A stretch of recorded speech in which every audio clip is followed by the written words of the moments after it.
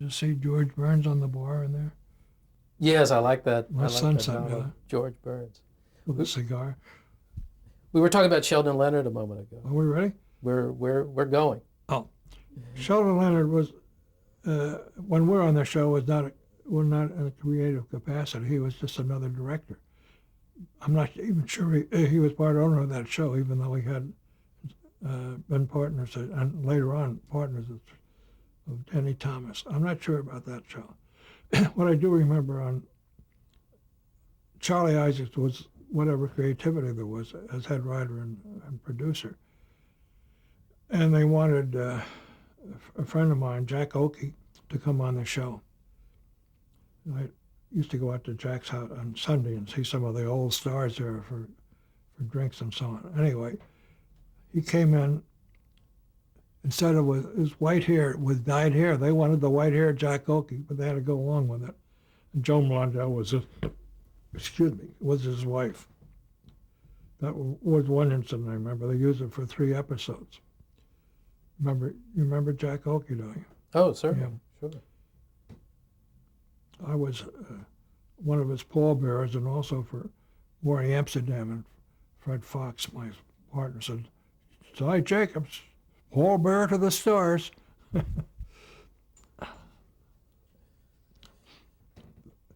No, I don't remember any participation with Sheldon, with Charlie, in getting our stories through. To get his stuff okayed by, what's the name of the 2 brothers who ran it? Do you have that? Remember the name? For the producer? Doesn't matter. Well, I know that Irving Pincus was one That's of them. the Pincus brother. That's the one. You had mentioned off camera about being involved in the casting on Bill McCoy's. Let's talk about that, or having an experiencing with the casting. Oh, well, yeah, when they came back the next year after the, what's her name? The girl, Kathy, was it? Kathy Nolan. Kathy Nolan was let out because she asked for too much money. She wanted drivers and all that for chauffeur drivers and all. So the Pincuses didn't go for that.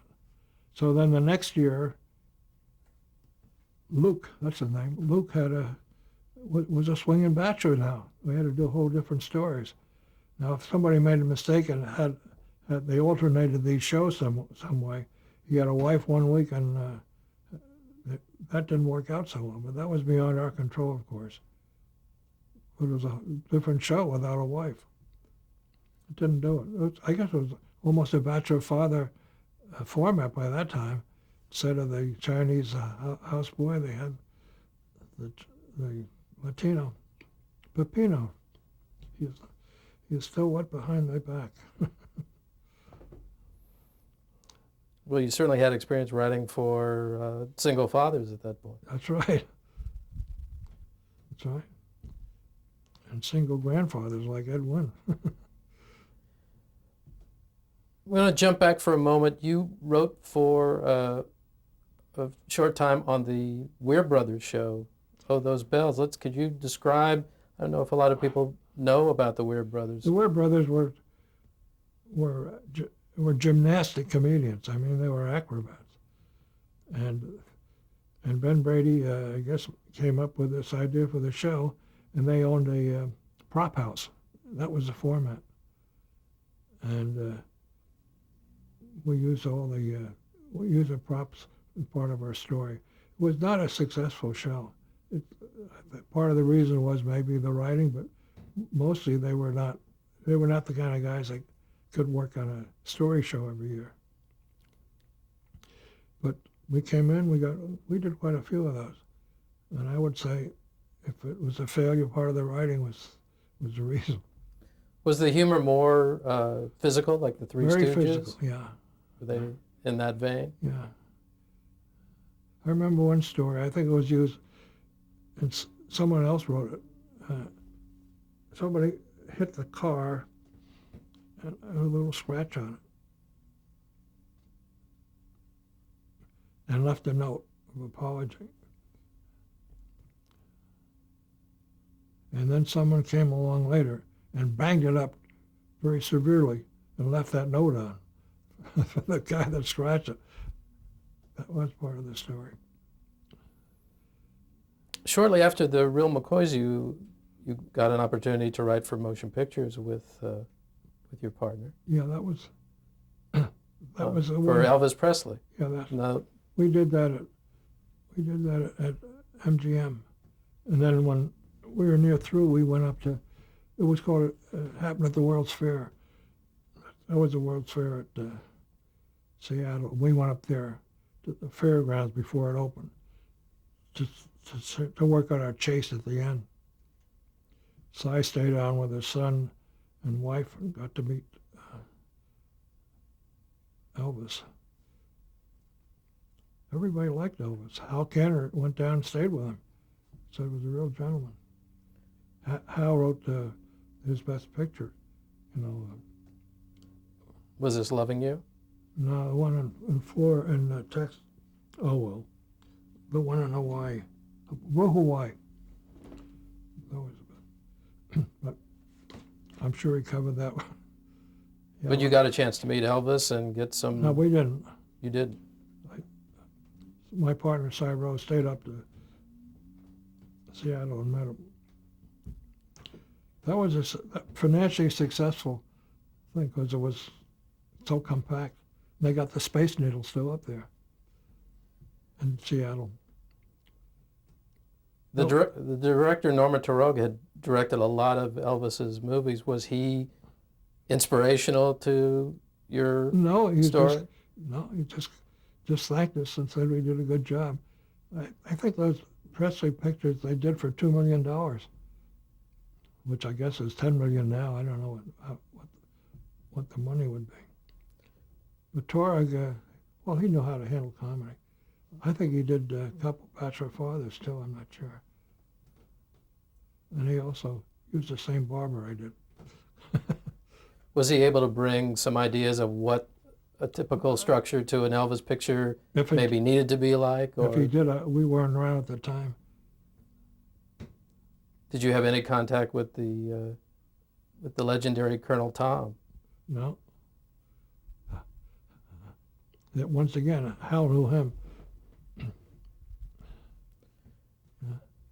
How would you describe how you developed the story? You did say you had visited the site of the World's Fair, and then... Well, we got the job because they were looking for television writers because they thought that would be a new approach to go. Ted Richmond was the guy, and he hired us because we had good credits on television. And the picture wasn't bad. It was a boy-girl thing where he followed a girl to the World's Fair. What do you feel that they were looking for out of the discipline of television writing that was different from the feature film approach? Yeah. Was it a faster comedy, or? It probably is more tightly knit because we never wrote to accommodate a singer, so they figured maybe it wouldn't work. Actually, I think the stories that Elvis didn't have to be a singer either. I think in most cases. Did you find the writing of screenplays an enjoyable experience? Was that I would have liked to have more. I got a few unsold screenplays I like to sell. Were they comedies? Also comedies? Yeah. There's one, I guess it wasn't risque enough, if I might mention it. Is it all right? Please, go ahead. It's called Love Has a Cold Nose. And I got the idea from, the Mexican station was on here, and it was about a paternity suit. The owner of one breed of cattle against another.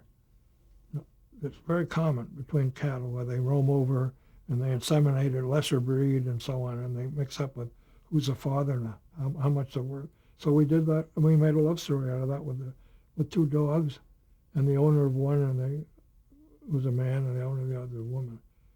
And it was rather interesting where they actually go to court on a paternity suit for the two dogs. I still think it's going to sell someday, but it wasn't, as I say, it wasn't risque enough. And it came along at a time when the movies were starting to get real dirty. love as a cold nose. Let's segue to the Addams Family, which you were involved Yeah, in the pilot and the creation of quite an extraordinary long-running cartoon series Yeah. in the New Yorker. And a man named David Levy, excuse me, called Ed James, who had worked with before, and me in to write the pilot. And we came up with a story, and obviously we thought that David Levy owned the show. He found out when they did the movie, he got nothing out of it. He just had a bad contract. But we had fun doing the pilot, and I was the one that used to deliver the scripts in Addams Family style. I'd take the script over, and one time I remember I had a spider. I'd knock on the door and leave the spider hanging from a web. One time I almost knocked myself out smoking a cigar to fill up all smoke and drop the. In other words, we did a gag of submitting our scripts. David Levy was a little bit like an Addams character too. So when they didn't sell that show until the other show, what's the name of the other horror show, the funny show? the Munsters. The Munsters. They sold it the next day after the Munsters. So the Munsters was the tip-off to the networks that this was a viable. Yeah, well, the competitive thing. I think they only ran a couple years. Anyway.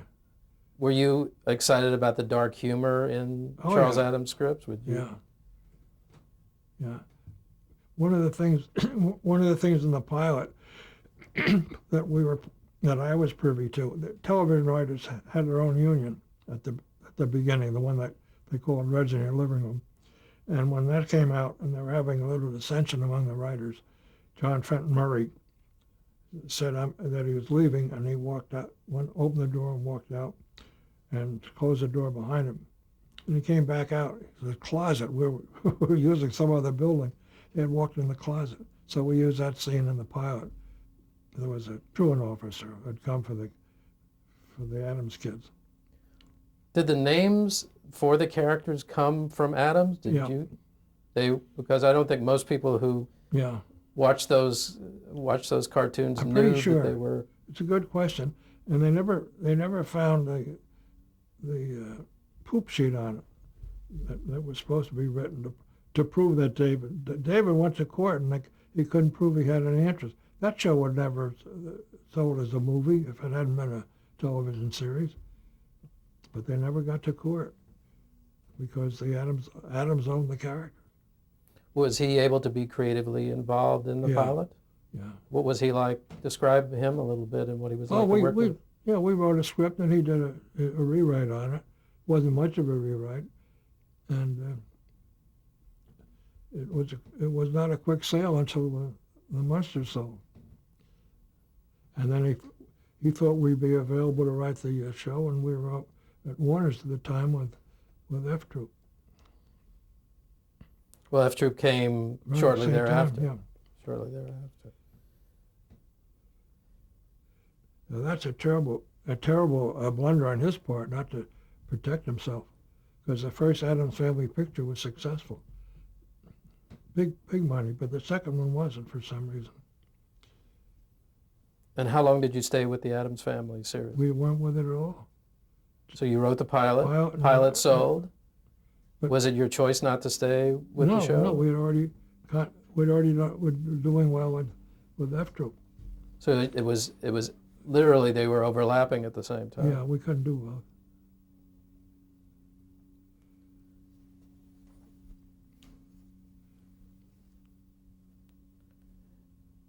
Talk a little bit more about Charles Addams and what your impressions of him were as a. Charles Addams was a character that we never met, who lived in New York and probably had nothing to say about the show as far as the direction would go, because David Levy knew what he wanted to do. When Addams died, the wife took over, and she owned the whole thing. David Levy, the creator of the series, had nothing to prove, nothing on paper. So I can't tell you any instance where Charles Adams had any influence on the show. I think we created extra characters. I don't think the uncle was in it. I know we called the grandmama, we gave her names. That wouldn't be in a cartoon. Because just Morticia and whatever the And Gomez. Gomez. Did you create the Cousin It character? Which one? The Cousin It character, the short, No, long-haired character that No, wore a we- bowler hat. we did Thing, the hand, and they did that wrong in the picture. They showed a thing. They showed a hand out there. That was not the idea of our gag. The gag was, what is at the end of the hand? What is connected to the hand? But that made no sense to see a thing all by itself. We had nothing to say about that. Is it true that that was Ted Cassidy's hand that played the thing? I don't even know whose hand it was. Seems to me David Levy did it himself once. But the way we did it on the pilot, the hand came out of the mailbox. Well, you could try to imagine what went on in the mailbox, but you don't see it leave the mailbox. It's a whole different concept. And nobody thought any different. They thought they were doing it right. I guess when you look at a rule book, how do you handle a disconnected, disembodied hand? You do it the way you want. But that to me meant nothing. There's a mystery there. That's black humor to me. If you wonder what happened to the hand, and who it was attached to. Were you involved in the casting? Were you able to? No. We never were. Any show. See, I was really a journeyman writer. I had no authority at any time. I might have suggestions. I mean, once we even told Bob Hope how to read a line. I'll come to that later. Was the theme music written kind of alongside as you were writing, or was there a cross-fertilization between you and Vic Mizzy, who was writing the theme at the time, or did it come much later? It came separately. It's funny, we're friendly with Vic, and he still I think he gets money out of when they play part of it at the Met baseball game. They have that part. I think he gets up. That was just a boom, boom, boom, boom. I can't carry a tune. Do you know what part I mean? Vic Mizzy is a very successful writer. Well, he certainly created a lot of memorable themes for that period in television. He's still active. Describe the filming experience a little bit of the pilot, and were you able to attend and watch that filming and what that was like? No, we were at Warner's. David Levy was rather shocked because we were friendly. We were very friendly by that time, that he wouldn't be able to use us. Did you get an opportunity to see later episodes of the show after you were ensconced in F Troop to such a degree? Only as a casual observer, a viewer. No. There's a better story for us in F Troop. Well, just before F Troop, I'd just like to touch upon, you wrote for an ABC adaptation of No Time for Sergeants, which is kind of an interesting I almost forgot that. preamble for your F Troop period. That show, I guess I got that. Our agent was married to a niece of George Burns. That's how close we got. And we got that show, and we worked at Ed James lived in Encino, a very nice home, and we worked in a very nice room in the basement. And we'd go in with a story on Monday, get a go-ahead with a head writer and two writers. Packard, his name was, Elon Packard, and I can't think of the other one's name. He was in more.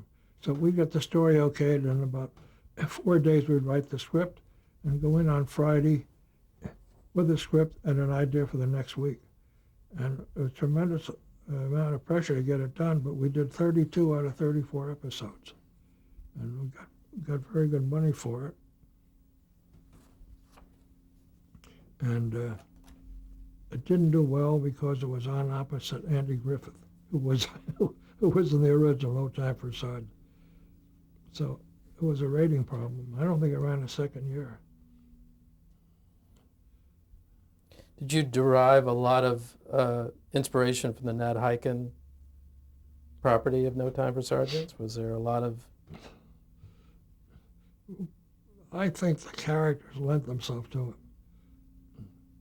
I met Nat Hiken on the Fred Allen show. Talk about him a little bit, if you would. Nat Hiken was one of those sweet, modest fellow who was just a genius. He came up with a lot of good stuff. He wrote scripts he wrote sketches for Broadway and all. But he had a couple other credits. I can't remember what they were. Well, Belko, certainly. Oh, Belko. I would think Belko. But all the ideas came from him. He was good. I didn't know him too well personally, but I know I liked him. Here's another man who left us too soon. Around this time, you also got an opportunity to write for Family Affair. That was another one of those things where I think cronyism helped. We got the job through Irma and Austin Kalish, and we come in with stories. We're not connected with the shows. We were really outsiders coming in with scripts. We had nothing to do. They were the ones that fashioned it and directed it and told us how to write it. We had to please them. But did you have a reputation of working in family situation shows that you had a deft hand? And... I suppose that if they knew we were working and they liked us and had reputations, that's all we needed. But I don't know if we're known as family. We knew we were adaptable. We could go from Addams Family to F Troop to Family Affair to... I mean, you mentioned No Time for Sardines. I forgot all about that. That was a busy year, 32 scripts out of 34. They don't do 34 anymore. They do 22 now, I think, most of the season. Were you pretty aware of other writing teams that you were competing against for shows? Was that something that you shut out or were aware of? Or?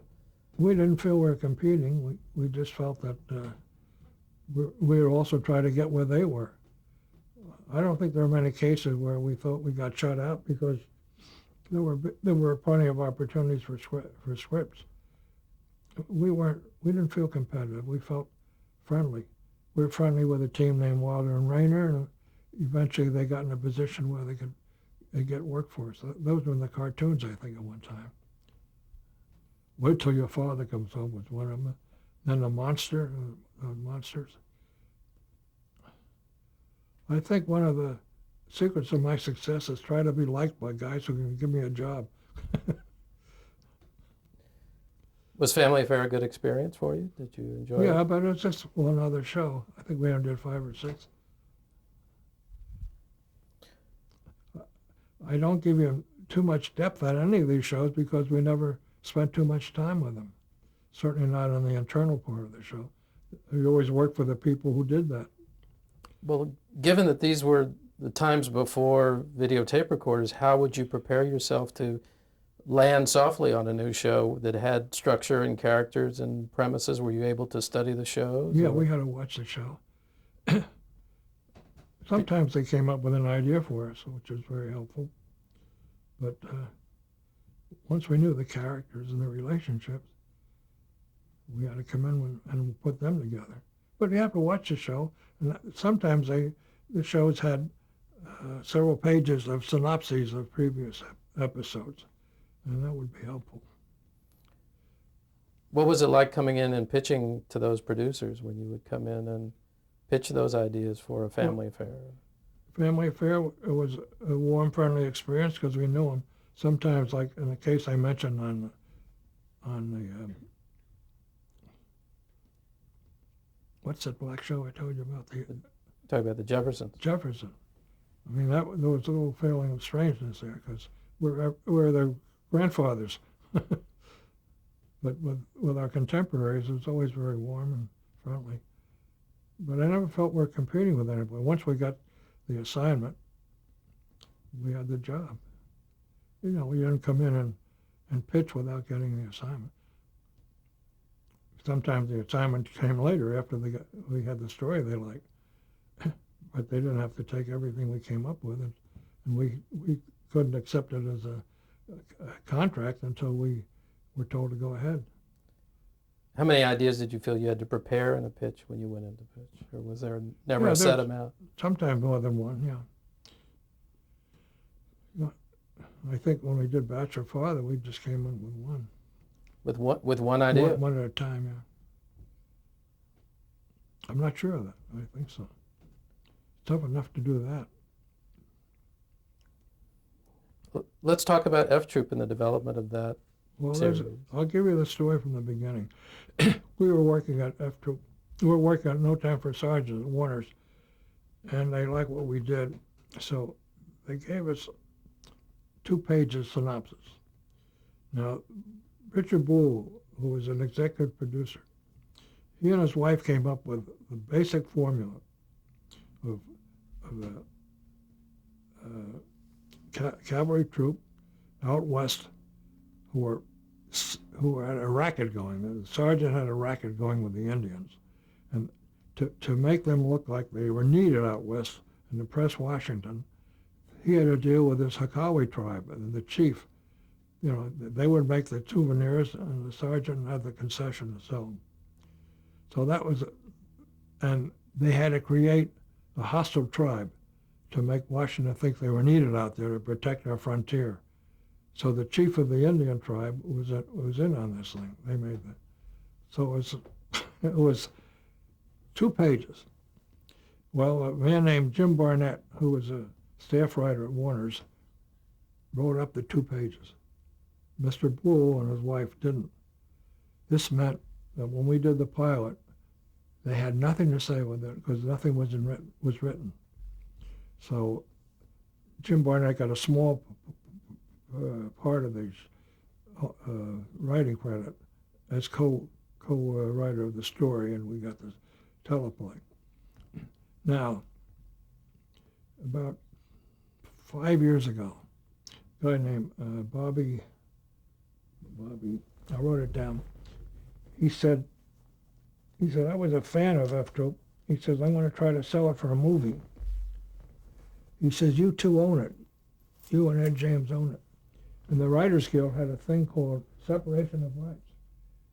So we own F Troop, not knowing it. Well, Robert, he sold it to 3 studios, but only for, I didn't mean to make this a movie, an action picture.